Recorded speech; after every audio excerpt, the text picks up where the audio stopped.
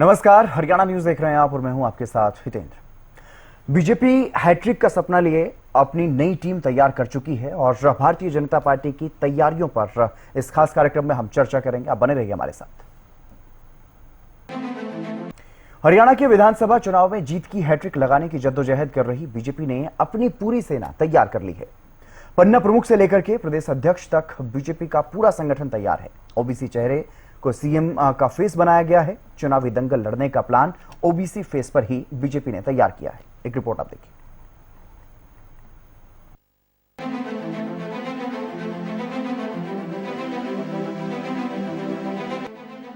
हरियाणा में विधानसभा चुनाव सिर पर हैं।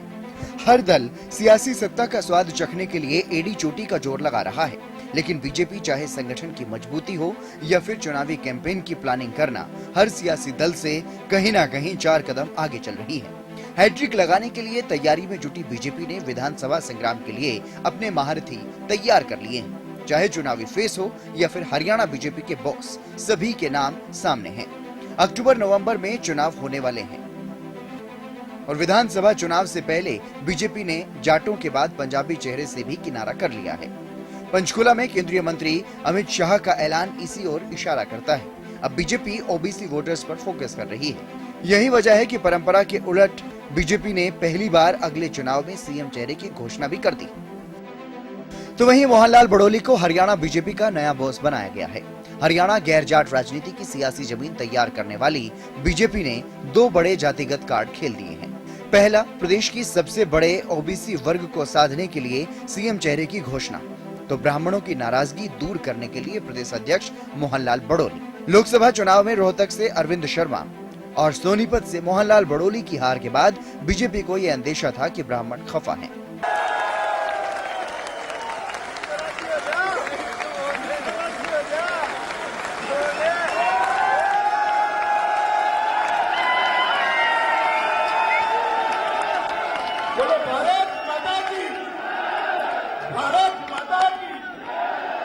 भाइयों और बहनों, मन में से संशय निकाल दो। चुनाव के लिए बचा कर रखो। बैठ जाओ। भाइयों और बहनों, मन में से संशय निकाल दीजिए। हम किसी के साथ जाएंगे, कोई बैसाखी पर चलेंगे, कोई बैसाखी की जरूरत नहीं है। हम पूर्ण बहुमत के साथ भारतीय जनता पार्टी की सत्ता करेंगे। मोदी जी के नेतृत्व में, नायब सिंह सैनी के नेतृत्व में हरियाणा की जनता का हम विश्वास। बीजेपी का हैट्रिक प्लान, चुनावी महारथी तैयार। हरियाणा सीएम नायब सैनी के फेस पर चुनाव। हरियाणा बीजेपी के बॉस बने मोहनलाल बड़ोली। सतीश पूनिया के हाथ में प्रदेश प्रभारी पद की कमान। बीजेपी प्रदेश सह प्रभारी बने सुरेंद्र नागर। हरियाणा चुनाव प्रभारी केंद्रीय मंत्री धर्मेंद्र प्रधान। विप्लव देव को सौंपा गया चुनाव सह प्रभारी का दायित्व। माना जा रहा है कि बीजेपी को डर था कि उनकी सियासत से जाट पहले ही नाराज हैं। अब 10 साल वो पंजाबी चेहरे के तौर पर मनोहर लाल खट्टर को सीएम बना चुके हैं। ऐसे में अगर फिर पंजाबी चेहरे पर दांव खेला तो नुकसान हो सकता है। इसलिए अब हैट्रिक लगाने के लिए ओबीसी चेहरे पर दांव खेला गया है।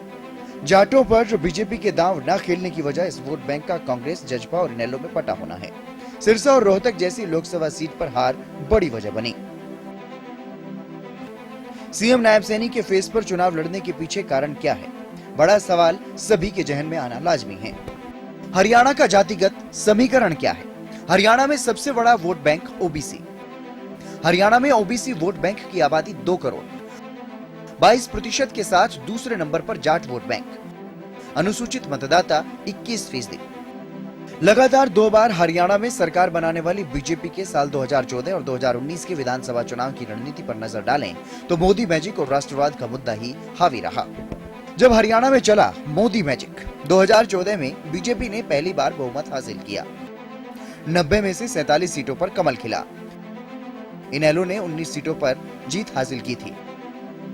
15 सीटों के साथ तीसरे नंबर पर रही थी कांग्रेस। साल 2019 में बीजेपी ने 75 पार का नारा दिया। हरियाणा की 40 सीटों पर कमल खिला। कांग्रेस ने 2019 में 31 सीटों पर जीत हासिल की। 10 सीटों के साथ जेजेपी के पास थी सत्ता की चाबी। दूसरी बार हरियाणा के मुख्यमंत्री बने मनोहर लाल। दुष्यंत चौटाला ने संभाला डिप्टी सीएम का पदभार। वहीं अब बीजेपी प्रदेश में हैट्रिक लगाने की तैयारी में जुटी हुई है और पार्टी की तरफ से भरोसा जताए जाने के बाद मुख्यमंत्री नायब सिंह सैनी भी विपक्ष पर निशाना साधना शुरू कर चुके हैं, तो साथ ही जीत का दावा भी कर रहे हैं। हमारे चुनाव के सह प्रभारी विप्लव देव जी, उनका स्वागत किया है और पूरे विश्वास और जोश के साथ हमारा कार्यकर्ता भी और आमजन में भी जो हमारी सरकार ने पिछले 10 वर्षों में काम किया है, आदरणीय नरेंद्र मोदी जी के नेतृत्व में और हमारे धर्मेंद्र प्रधान जी और विप्लव देव जी के मार्गदर्शन में हम तीसरी बार मजबूती से हरियाणा के अंदर बड़े मैंडेट के साथ सरकार बनाएंगे, क्योंकि ये चुनाव का बिगुल बजा है और आने वाले इस विधानसभा के चुनाव के अंदर जो कार्य हमने किए हैं, चाहे वो बिना पर्ची बिना खर्ची के युवाओं को रोजगार देने की बात है, चाहे समान रूप से हरियाणा प्रदेश का विकास करने की बात है। अगर हम दूसरी तरफ देखें, बापू बेटा की ही सरकार है, ये पार्टी नहीं, ये पारिवारिक दल है। बापू लगा हुआ है बेटे को प्रोजेक्ट करने के लिए। जिस प्रकार से परिवार में पूरी कांग्रेस अपने एक ही राहुल को नेता को प्रोजेक्ट करने में लगी हुई है, इसी प्रकार से हरियाणा में भी बापू बेटा एक दूसरे को प्रोजेक्ट करने में लगे हुए हैं। सीएम नायब सैनी के सियासी सफर की बात करते हैं। 1996 में हरियाणा बीजेपी संगठन से जुड़े नायब सैनी साल 2002 में अंबाला युवा मोर्चा के जिला महामंत्री बने। साल 2005 में अंबाला युवा मोर्चा के जिला अध्यक्ष बने। साल 2012 में अंबाला बीजेपी के जिला अध्यक्ष बने। साल 2014 में नारायणगढ़ विधानसभा सीट से चुनाव जीता। साल 2016 में हरियाणा सरकार में मंत्री बने। साल 2019 में कुरुक्षेत्र लोकसभा सीट से सांसद बने। 27 अक्टूबर 2023 को हरियाणा बीजेपी के अध्यक्ष बने। 12 मार्च 2024 में हरियाणा के मुख्यमंत्री बने। अब विधानसभा चुनाव में बीजेपी का चुनावी फेस है। हरियाणा बीजेपी के बॉस बनते ही मोहनलाल बड़ोली भी एक्शन मोड में नजर आ रहे हैं। मोहनलाल बड़ोली ने हैट्रिक प्लानिंग के लिए चुनावी चक्रव्यूह रचना शुरू कर दिया। मैंने दिल्ली आकर हमारे राष्ट्रीय संगठन महामंत्री BL संतोष जी से और अपने राष्ट्रीय अध्यक्ष जगत प्रकाश नड्डा जी से संगठन के विषय में विचार विमर्श चर्चा की है और नई जिम्मेवारी मिली है। उसके लिए दोनों अपने जो शीर्ष नेतृत्व है उनसे आशीर्वाद देने की हमारी एक परंपरा है, उसको मैंने पूरा किया है। और भारतीय जनता पार्टी का पूरे प्रदेश के जो कार्यकर्ता हैं उनसे इसी प्रकार से व्यक्तिगत मिलके सबको एक साथ जोड़ के हरियाणा प्रदेश में तीसरी बार भारतीय जनता पार्टी की स्पष्ट बहुमत की सरकार बने, इस प्रकार से मैं अपने काम को आगे बढ़ाऊं। राजनीति में चुनौतियां हर समय रहती है, हर वक्त रहती है और चुनाव चुनौतियों से भरा हुआ विषय है और उसको बहुत अच्छे से हम पूरा करेंगे। और भारतीय जनता पार्टी की जो मजबूत कार्यकर्ताओं की टीम है, लाखों कार्यकर्ता हरियाणा प्रदेश में, वो सभी भारतीय जनता पार्टी के काम को आगे बढ़ाने। बहुत अच्छी मुलाकात रही, बहुत अच्छे से बातचीत हुई और बहुत अच्छा राजनीतिक वातावरण भारतीय जनता पार्टी के पक्ष में हरियाणा प्रदेश में बने। और BL संतोष से भी आपकी मुलाकात हुई है? बहुत अच्छे से मुलाकात हुई है, मेरी खुल के राजनीतिक रूप से चर्चा हुई। ये कहना भी सरासर गलत होगा कि बीजेपी ने गैर जाट राजनीति करने का फैसला किया है, क्योंकि सतीश पूनिया को बीजेपी का प्रदेश प्रभारी बनाया गया है और ये इसी ओर इशारा करता है। बीजेपी प्रदेश प्रभारी का दायित्व हालांकि विप्लव देव के पास था, मगर चुनाव से पहले कई कार्यक्रमों से उनकी दूरी ने यह तय कर दिया था कि बीजेपी प्रदेश प्रभारी भी बहुत जल्द बदले जाएंगे और ऐसा ही हुआ। बीजेपी ने राजस्थान के प्रमुख जाट चेहरे सतीश पूनिया को हरियाणा प्रदेश प्रभारी की कमान सौंपी। कौन है सतीश पूनिया, उनके बारे में भी आपको बता देते हैं। बड़े जाट नेता हैं, राजस्थान की राजनीति का लंबा अनुभव है। वर्तमान में राजस्थान के आमेर से विधायक है। जन्मभूमि चूरू लेकिन कर्मभूमि आमेर है। 2000 में सादुलपुर सीट से पहला चुनाव इन्होंने लड़ा था। 2004 से 2006 तक राजस्थान बीजेपी के महामंत्री रहे। 2010 और 2015 में हरियाणा चुनावों में अहम भूमिका रही। 2013 में आमेर विधानसभा सीट से चुनाव हार गए। साथ ही बीजेपी ने सुरेंद्र नागर को सह प्रभारी की जिम्मेदारी दी है। कौन है सुरेंद्र नागर, उनके बारे में भी आपको बता देते हैं। गुर्जर नेताओं में बड़ा चेहरा है सुरेंद्र नागर। पश्चिमी यूपी में काफी ज्यादा सक्रिय हैं। 1990 के दशक से सक्रिय राजनीति कर रहे हैं। सुरेंद्र नागर की जन्मभूमि बुलंदशहर है। नोएडा और बुलंदशहर कर्मभूमि है। फरीदाबाद, गुड़गांव और पलवल में खासा प्रभाव है। 26 साल पहले संसदीय राजनीति उन्होंने शुरू की थी। विधान परिषद, लोकसभा और राज्यसभा में लंबा अनुभव। प्रदेश अध्यक्ष से लेकर पन्ना प्रमुख तक संगठन की जड़ें मजबूत करने वाली बीजेपी ने केंद्रीय मंत्री धर्मेंद्र प्रधान को चुनाव प्रभारी बनाया है। इस बार की विधानसभा चुनाव सिर्फ एक सत्ता वापसी की चुनाव नहीं होगी, किसी के लिए भी। हरियाणा की जनता पिछले 20 सालों में 10-10 साल की दोनों सरकारों को आंका भी है। 4 से 24, 14 तक, 14 से 24 तक। और भारतीय जनता पार्टी जिस पेडेस्टल पे खड़ा है, जिस पैदान पे खड़ा है,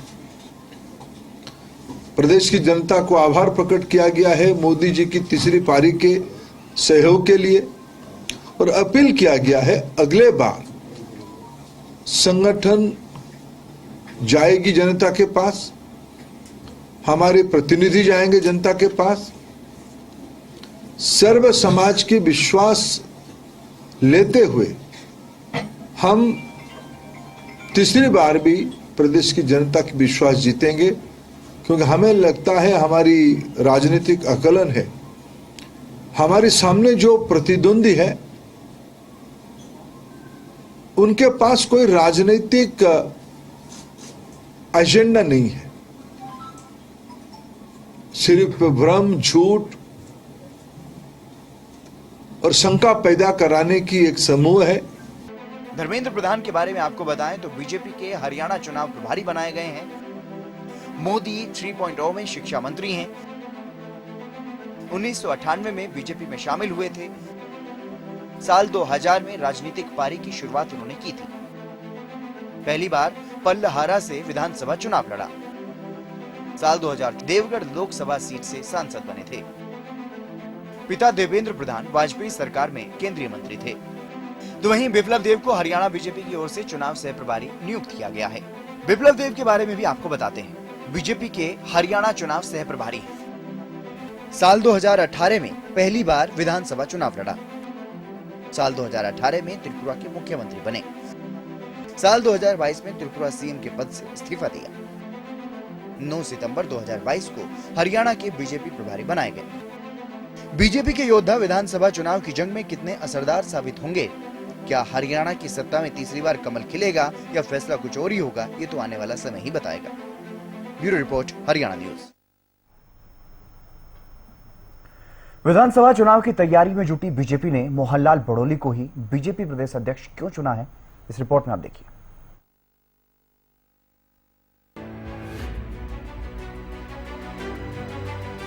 हरियाणा बीजेपी का अगला बॉस कौन होगा?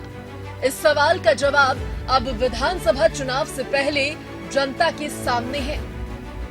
हैट्रिक प्लानिंग की तैयारी में जुटी भारतीय जनता पार्टी ने मोहनलाल बड़ोली को हरियाणा संगठन का बॉस बनाया है।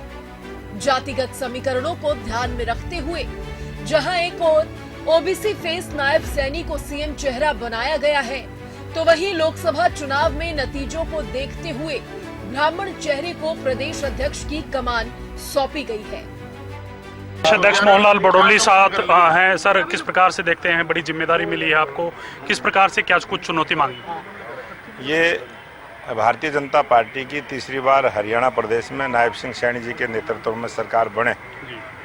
इस काम में हमारे भारतीय जनता पार्टी के लाखों कार्यकर्ता लगेंगे और तीसरी बार हरियाणा प्रदेश में भारतीय जनता पार्टी की सरकार बनेगी। सरकार बनेगी दावा आप लगातार कर रहे हैं, संगठन में भी आपने काम किया है, क्या उसका फायदा मिला है? संगठन में इतनी बड़ी जिम्मेदारी सौंपी आपको? अनेक छोटे से पद से शुरू होकर आज अनेक पदों की जिम्मेवारियां निभाते हुए, कार्यकर्ता की तरह काम करते हुए ये प्रदेश अध्यक्ष की जिम्मेवारी जो हमारे शीर्ष नेतृत्व ने दी है, इसको पूरा अनुभव मेरे पास है। उस अनुभव के आधार पर भारतीय जनता पार्टी के कार्यकर्ताओं के साथ मिलकर उसको पूरा करेगा। सर, समय कम है, चुनौती बड़ी है, आने वाले 2 से 3 महीने में विधानसभा चुनाव होने हैं। किस प्रकार से संगठन को आगे बढ़ाएंगे, सरकार की नीतियों तक, जनता तक पहुंचाने का काम करें? भारतीय जनता पार्टी का कार्यकर्ता काम के माध्यम से, सेवा के माध्यम से संगठन को मजबूत करने का काम करता है और उसी प्रकार से जन कल्याण की, गरीब कल्याण की योजनाओं को हम जनता के बीच में लेके जाएंगे और जनता भारतीय जनता पार्टी की सरकार को बनाने का काम करेगी। संगठन में भी कोई बदलाव करने का प्रयास है या फिर ऐसा लगता है कि कोई ज़रूरत है? अभी संगठन पूर्ण रूप से सभी जिम्मेवारियों सब कार्यकर्ताओं के पास है। अगर कोई पद खाली होगा तो उसको बढ़ने का काम करें। भारतीय जनता पार्टी की तीसरी बार केंद्र में सरकार बनी है और एक बड़ा अमेंडेड देश की जनता ने दिया है। हरियाणा प्रदेश में भी 5 सांसद हमारे बड़े बहुमत से जीत के आए हैं। 46 विधानसभा सीटों पर भारतीय जनता पार्टी ने जीत दर्ज की है और उसी प्रकार से हरियाणा प्रदेश में विधानसभा के चुनाव में भी स्पष्ट बहुमत की सरकार भारतीय जनता पार्टी की बनेगी। कौन है हरियाणा बीजेपी के नए बॉस? साल 1963 में हुआ मोहनलाल बडोली का जन्म। सोनीपत तहसील के बडोली गांव में हुआ जन्म। पिता पंडित कालीराम कौशिक विख्यात कवि थे। मोहनलाल बडोली पेशे से किसान हैं। कपड़े के व्यापारी भी रहे हैं मोहनलाल बडोली। साल 1989 में आरएसएस से जुड़े। 1995 में बीजेपी का दामन थामा। मूर्थल के बीजेपी मंडल अध्यक्ष रहे। इनेलो राज्य में जिला परिषद के लिए चुने गए। राई सीट पर जीतने वाले बीजेपी के पहले उम्मीदवार बने। 2020 में बीजेपी के सोनीपत जिला अध्यक्ष बने। 2021 में हरियाणा बीजेपी में प्रदेश महामंत्री बने। बीजेपी के लिए चुनाव प्रबंधन का महत्वपूर्ण दायित्व निभाया। 2024 में सोनीपत लोकसभा से बीजेपी के प्रत्याशी बने। लोकसभा चुनाव समिति के भी सदस्य रहे। लोकसभा चुनाव में सोनीपत से हार का सामना करने वाले मोहनलाल बडोली भी बीजेपी के दमदार छवि के ब्राह्मण नेता हैं। मोहनलाल बडोली को अगला प्रदेश अध्यक्ष बनाने की बीजेपी की रणनीति को कई राजनीतिक एंगल से खंगाला जा रहा है। बीजेपी ने बडोली को ही क्यों चुना? लोकसभा चुनाव के परिणाम बड़ा कारण। हरियाणा में करीब 12% गिरा वोट शेयर। कांग्रेस ने दलित जाट समीकरण से 5 सीटों पर दी मात। बीजेपी का जातिगत समीकरण ओबीसी प्लस जाट प्लस ब्राह्मण प्लस गुर्जर। कांग्रेस के दलित जात समीकरण को काउंटर करने का प्लान। अरविंद शर्मा और मोहनलाल बडोली की हार भी फैक्टर। अगर बीजेपी की चुनावी रणनीति को देखें तो केंद्रीय ऊर्जा मंत्री मनोहर लाल के मुख्यमंत्री रहने के बाद राज्य में बीजेपी की कमान पार्टी ने नायब सैनी को सौंपी थी। इसके बाद वह सीएम बन गए तो मनोहर लाल केंद्रीय मंत्री। हरियाणा में इस साल के आखिरी में विधानसभा चुनाव होने वाले हैं। इससे पहले बडोली की नियुक्ति अहम मानी जा रही है। केंद्रीय गृह मंत्री अमित शाह ने अगले विधानसभा चुनावों में मुख्यमंत्री नायब सिंह सैनी को ही सीएम फेस रखने के संकेत दिए थे। लेकिन मोहनलाल बडोली की नियुक्ति बहुत खास है, जिसके जरिए कांग्रेस के जाट दलित समीकरण को काउंटर करने का प्लान है। 2024 के चुनाव में भाजपा को 46.06% वोट मिले, जबकि 2019 में हुए लोकसभा चुनाव में भाजपा का 58% वोट शेयर था। 5 सालों में पार्टी का प्रदेश में 11.06% वोट घटा है। बडोली के मार्गदर्शन में बीजेपी तीसरी बार सरकार बना पाती है या नहीं, ये तो हरियाणा की जनता ही तय करेगी। Bureau report, Haryana news. Hat-trick की प्लानिंग में जुटी बीजेपी के सियासी महारथी तो तैयार हैं। पन्ना प्रमुख से लेकर प्रदेश अध्यक्ष तक नियुक्ति हो चुकी है, लेकिन विपक्षी दल बीजेपी के मुकाबले में कहां खड़े हैं, जानने के लिए यह खास रिपोर्ट आप देखिए।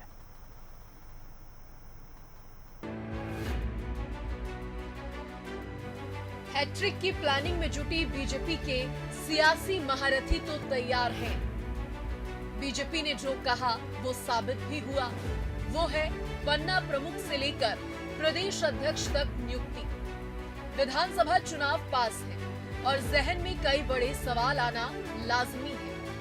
क्या विधानसभा के रण में हैट्रिक लगाएंगे बीजेपी के महारथी? बीजेपी के चक्रव्यूह का कांग्रेस के पास क्या है तो? सेनापति के बिना जेजेपी का चुनावी जंग में कैसे होगा बेड़ा पार? क्या इनेलो की लुटिया डूबने से बचा लेंगे अभय चौटाला? 10 साल से सत्ता का इंतजार कर रही कांग्रेस ने भी विधानसभा चुनाव की तैयारियां शुरू कर दी हैं। लोकसभा चुनाव में पार्टी का प्रदर्शन अच्छा रहा तो कॉन्फिडेंस भी 7वें आसमान पर है। 10 में से 5 सीटें जीती तो हाईकमान ने भी पीठ थपथपा दी। लेकिन पार्टी के पास सीएम की कुर्सी की दावेदारी हो या चुनावी जंग के सेनापति, नाम सामने है, बस संगठन में सिपाहियों का अभाव है। प्रदेश अध्यक्ष हो या प्रभारी कहते रह गए, चुनाव पास आ गए, लेकिन संगठन कहां है आज तक नहीं पता। दूसरा, आला हाईकमान को गुटबाजी का डर सता रहा है, जिसके कारण राहुल गांधी हरियाणा के कांग्रेस नेताओं की गुटबाजी से इस कदर खफा हुए थे कि उन्होंने अल्टीमेटम तक दे दिया, किसी को जाना है तो जाए, मगर पार्टी के खिलाफ कोई भी एक्टिविटी बर्दाश्त नहीं की जाएगी। अब आइए बात कर लेते हैं सूबे की सियासत में एक जमाने में दमखम रखने वाले चौटाला खानदान। सूबे की सियासत में दमखम रखने वाले पूर्व उप पीएम देवीलाल के वंशज कमर तोड़ हार के बाद भी मायूस नहीं है। अभय ने 90 विधानसभा क्षेत्रों में लोगों से सीधा संपर्क बनाने और पार्टी का जनाधार बढ़ाने की कोशिश की, मगर उम्मीद की किरण कहीं नजर नहीं आ रही। लोकसभा चुनाव में खुद अभय चौटाला इनेलो से चुनावी मैदान में उतरे। इनेलो का इतना शर्मनाक प्रदर्शन कुरुक्षेत्र में देखने को मिला कि कुल 78,708 वोट ही अभय चौटाला को मिले, यानी 6.53% वोट इनेलो को कुरुक्षेत्र में मिल पाए। इनेलो का ज्यादा बुरा इसलिए भी हुआ क्योंकि जब से इनेलो दो फाड़ हुई है, तब से अब तक किसी भी चुनाव में पार्टी का प्रदर्शन लगातार गिरता ही जा रहा है। सबसे पहले जींद उपचुनाव में पार्टी को बुरी हार मिली, फिर लोकसभा चुनाव 2019 में भी पार्टी उम्मीदवारों की जमानत जब्त हुई। दूसरी ओर साल 2019 के विधानसभा चुनाव में सत्ता की चाबी के साथ किंग मेकर बनी जेजेपी की राहें मुश्किल हो चुकी है। बीजेपी को समर्थन देकर उप मुख्यमंत्री बने दुष्यंत चौटाला ने कभी सपने में भी नहीं सोचा था कि उनके साथ ऐसा खेला होगा। बीजेपी तो साथ छोड़ेगी ही, लोकसभा चुनाव में जनता भी साथ छोड़ देगी। लोकसभा चुनाव 2019 में सभी सीटें हारने के बाद दूसरे दलों से आए नेताओं के सहारे विधानसभा चुनाव में 10 सीटें जीती, प्रदेश सरकार में सहयोगी बनी, करीब 4.5 साल तक सत्ता का सुख भोगा और अब फिर हुई लोकसभा चुनाव में असली अग्नि परीक्षा तो हर सीट पर जमानत जब्त हुई। संगठन का अता पता ही नहीं। जुबानी दावों और धरातल की हकीकत में धरती आसमान का अंतर नजर आ रहा है। विधानसभा चुनावों से पहले संगठन के लिहाज से बीजेपी की टक्कर में कोई नजर नहीं आ रहा। Bureau report, Haryana news. तो एक तरफ जहां बीजेपी हैट्रिक की प्लानिंग में जुटी हुई है और लगातार सियासी मंथन किया जा रहा है, सियासी मार्ती भी तैयार हैं, और वहीं विपक्षी दलों की अगर बात करें तो बीजेपी के मुकाबले में कहां खड़े हैं, ये भी अपने आप में देखने वाला एक बात रहने वाली है कि कितनी मजबूती के साथ बाकी जो विपक्षी दल हैं वो मजबूती के साथ चुनाव में मुकाबला भारतीय जनता पार्टी को दे पाएंगे। ये तो खैर देखने वाली बात होगी चुनाव के समय में, लेकिन फिलहाल इस खास कार्यक्रम में बस इतना ही। आप देखते रहिए हरियाणा न्यूज।